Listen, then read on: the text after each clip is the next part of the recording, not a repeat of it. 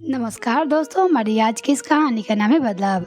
राशि जब से शादी करके आई है, ससुराल में इतना सारा बिना काम का सामान देखकर आश्चर्य करती। पर नई बहू कहे भी तो क्या कहे। महीने भर बाद वो पति निकुंज के साथ नौकरी वाली जगह रहने चली गई। कुछ समय बाद दिवाली आने वाली थी। पहली दिवाली निकुंज परिवार वालों के साथ मनाने की सोच अपने घर आने की तैयारी करने लगा। ससुराल आकर राशि ने देखा पूरे घर की हालत बिगड़ी हुई है। राशि अपनी जेठानी के कमरे में गई तो देखा उनके कमरे का पलंग टूट गया था। पता चला बच्चे कूद कूद कर उसका पाया तोड़ दिए हैं। उसके मरम्मत का काम किया जा रहा है। राशि के लिए कोई अलग कमरा नहीं था। शादी के बाद कुछ दिनों ही रहना था तो गेस्ट रूम में व्यवस्था कर दी गई थी। इस बार भी उसी कमरे को रहने को तैयार किया गया। भाभी, ये सब पुराने फर्नीचर को हटाकर नया क्यों नहीं ले लेते? राशि अपनी भाभी से कहती है। और ये आदम के ज़माने के बक्से से पूरा स्टोर भरा पड़ा है, इसमें क्या रखा हुआ है? राशि जेठानी जी से पूछी। धीरे बोलो राशि, माँ जी सुन लिया तो तुम बिना वजह खूब का भाजन बन जाओगी। जेठानी तनु ने कहा, पता है भाभी, अभी हमने नई गृहस्थी शुरू की है। बहुत कुछ तो मेरी माँ ने दिया है, पर बहुत कुछ हमने खरीदा है। नए जमाना का सब देखकर मन खुश हो जाता है। जहाँ तो बेकार सामान भी स्टोर में पड़ा दिखता है, वो क्यों नहीं हटाते हैं?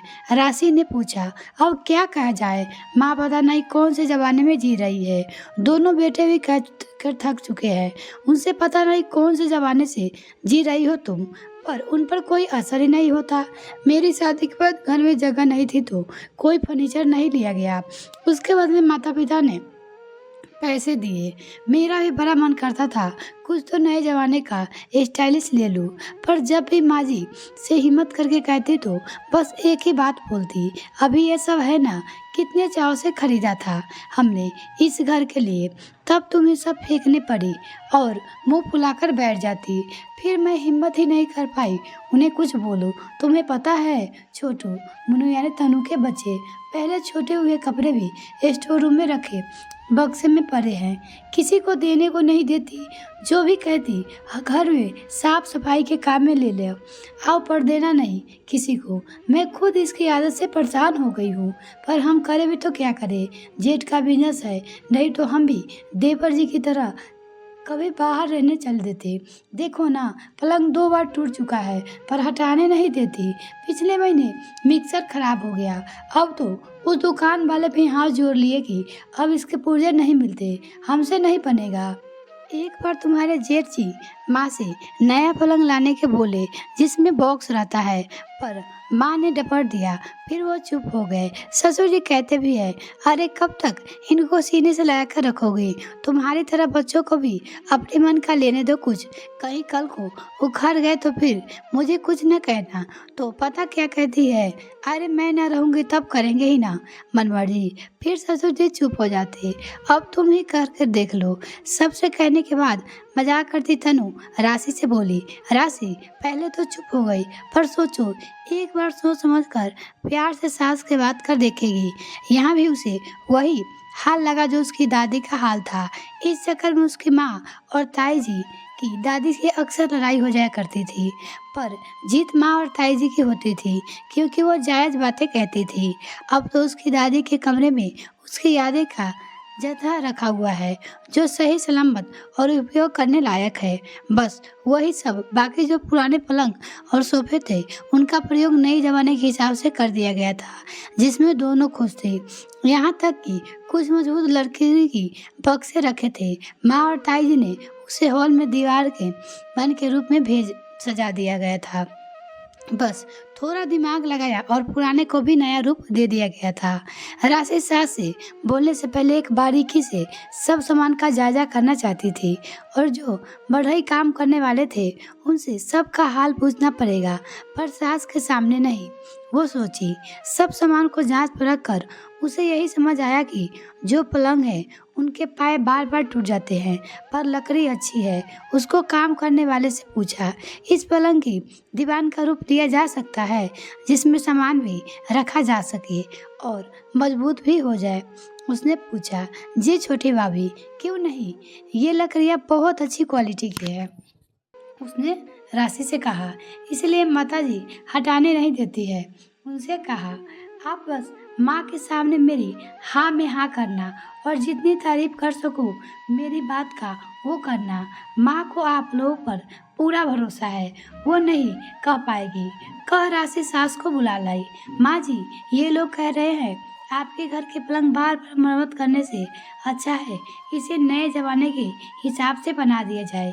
यही लकड़ियाँ रहेगी और जो जरूरत होगी वो सामान लाकर नया और मजबूत बन जाएगा। राशि सासू माँ से बोली, हाँ माँ जी सही है, आप बार बार कितनी बनाती रहेगी। मैं अभी बहू रानी से यही कह रहा था, हमने बहुत ऐसा बनाया है, आप कहो तो आपके घर के पलंग का भी रूप बदल दे। बढ़ई ने कहा, नहीं नहीं, जो है वही रहने दो, हमारे घर में जो है वही रहेगा। अब तुम आकर अपना दिमाग मत चलाओ, सपाट लहजे में सासू माँ ने कह दिया। राशि अपना सा मुंह लेकर रह गई। मैं कह रही थी ना, सासू माँ नहीं सुनेगी। अब तुम ऐसा चेहरा बनाकर रहोगी क्या? चलो मेरे साथ रसोई में, दिवाली के लिए कुछ मिठाइयाँ बनाने जा रही थी, साथ में बातें भी कर लेंगे। जेठानी तनु राशि का उतरा चेहरा देखकर बोली।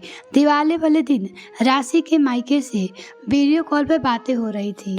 तभी उसकी दादी ने कहा, जरा तेरी सास से बात तो करवाना। राशि की दादी ने कहा। राशि फोन लेकर सासू माँ के पास गई। दोनों बात कर रही थी कि राशि की सासू माँ ने कहा, अरे माँ जी, आपने अपना पुराना आराम कुर्सी कब बदल लिया? ये तो बड़ा अच्छा लग रहा है। ये तो वही आराम कुर्सी है बेटा, ये तेरी समधिन और बहू है ना, बड़ी दिमाग वाली है। हमारे घर में जितने पुराने फर्नीचर थे सबको नया रूप दे दिया गया, यहाँ तक कि वो मेरे लकड़ी के बड़े बक्से का भी रंग रूप बदल दिया।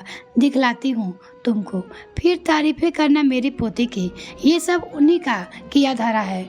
मैं तो पुराने सामान पे जान झिड़कती रहती थी, बदले में ना देती थी। सबसे कहते कहते पता नहीं कौन से जमाने में जी रही हो तुम। फिर एक दिन मैं सोचूं, चलो बच्चे की खुशी के लिए कुछ नया करवा कर देखती हूँ। फिर क्या था, मेरा वही सामान नए जमाने का बन गया। बच्चे भी खुश और मैं भी। राशि की दादी ने उसकी सास से कहा। राशि की सासू माँ ने उसकी माँ से सब लोगों से बात करवाई और घर के सामान को भी दिखाया जो उन्हें बहुत पसंद आ रहे थे। उसे सभी लोग ने दिखाया। दिवाली के बाद राशि 2 दिन और रुकने वाली थी। दूसरे दिन सासू माँ दोनों बहुओं को बुलाकर बोली, अच्छा ये बताओ, हमारे घर में क्या क्या सामान ऐसा है जिससे नया रूप दिया जा सकता है? अपनी बहू से पूछती है। दोनों अचरज में एक दूसरे का मुंह देखने लगी। उसे कुछ समझ नहीं आ रहा था। खुशी मन में थी पर चेहरे पर लाने से डर लग रहा था। सासू माँ कब डपट थे। माँ, वो तो पलंग की बात कर रही थी। वैसे रसोई में जो लकड़ी का खुला अलमारी रखा है ना, उस पर एक पल्ला लगाकर नया रूप दिया जा सकता है। और जो स्टोर रूम में पुराने बक्से हैं जो एक जैसे हैं, हम उनको अच्छे से कवर कर बैठक में रख बैठने के लिए प्रयोग कर सकते हैं। थोड़ी मरम्मत की जरूरत होगी, वो हम बढ़ई से बात करवा सकते हैं। राशि अपनी बात धीरे धीरे रख रही थी जो उसकी जेठानी से उसने सुना था। 2 दिन बाद राशि तो चली गई पर बदलाव की शुरुआत हो चुकी थी जो उसकी जेठानी फोन कर बताती रहती थी। अब सास माँ को ये बदलाव अच्छा लगने लगा था। उसे अब समझ में आ गया था। एक दिन वो मंदिर से घूम कर आई तो बड़ी बहू तनु ने बोली, बहू, वो मंदिर के बाहर किनारे पर कुछ डब्बे रखे हुए हैं, देखो उसमें पुराने कपड़े रखे हुए थे। कुछ आदमी औरतों के कहने सुने आपके लिए वो बेकार और उसके काम आ जाएंगे सकते हैं। घर में रखने या फेंकने से बेहतर है जरूरतमंद को दे दिया जाए। आप लोग इन बक्सों में जो भी देंगे वो हम जरूरतमंद को दे देंगे। बहुत लोगों को देते हुए देखा तो सोच रही हूँ हमारे घर में जो भी कपड़े बक्से में रखे हुए थे उन्हें उधर दे आए। तुम क्या चाहती हो? मैं तो कब से कह रही थी पर पता नहीं क्यों देने नहीं देती। फिर मैं चुप रहने लगी। तनु ने अपनी सास से कहा, अरे बहू, हमारे ज़माने में कपड़े पूरा घिस कर पहने जाते थे, फिर वो घर में पूछने के लिए काम जाते थे। पर आजकल बच्चे कहाँ पहनते हैं, इतना तुरंत ही लेने देते पर अब उन्हें अच्छे कपड़ों को देखकर मन नहीं करता किसी को दे। फिर देते भी तो किसके काम वाली को उसको कितना दे ये सोचकर मना करती रही। अच्छा चल, अब मुझे वो निकाल कर एक थैले में दे देना, कल जाकर दे आऊंगी, तेरे बक्से फिर खाली हो जाएंगे। सासू माँ ने कहा।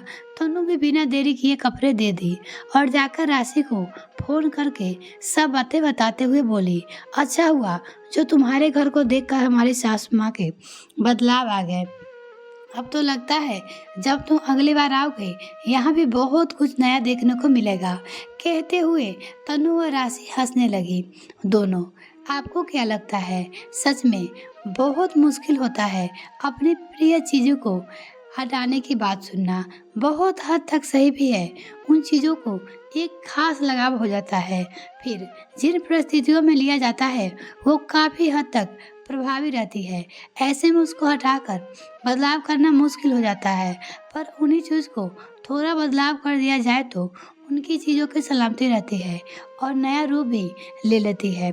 और घर भी कभी कभी थोड़ी परिवर्तन घर के जीवंत बनाने का काम करते हैं। यह कहानी आपको कैसी लगी कमेंट सेक्शन में लिखना ना भूले। वीडियो को देखने के लिए बहुत बहुत धन्यवाद।